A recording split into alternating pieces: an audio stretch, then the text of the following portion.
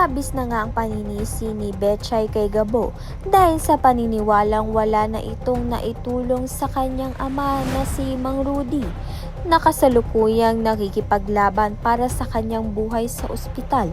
Hindi alam ng lahat na kaya madalas mawala itong si Gabo ay dahil tinanggap nga niya ang napakadelikadong misyon ni Tatang. Ang hulihin nga itong si Mr. Chan at mabawi ang napakaraming gintong itinago nito.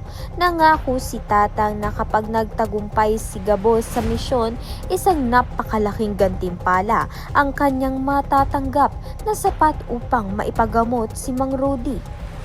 Sa kabila ng mga masasakit na salitang ibinato sa kanya, pinili nga ni Gabo na manahimik at ituon ang kanyang isip sa misyon dahil alam nga niyang ito na lamang ang natitirang pag-asa upang mailigtas ang buhay ng kanyang ama.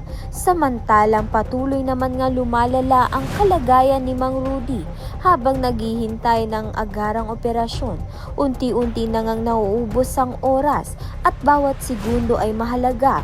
Makakabalik kaya si Gabo sa tamang oras upang mailigtas ang kanyang ama o tuluyan na nga ba niyang haharapin ang pinakamalaking pagsisisi sa kanyang buhay? Kaya naman nga't yan at iba pa ang dapat nating pakaabangan.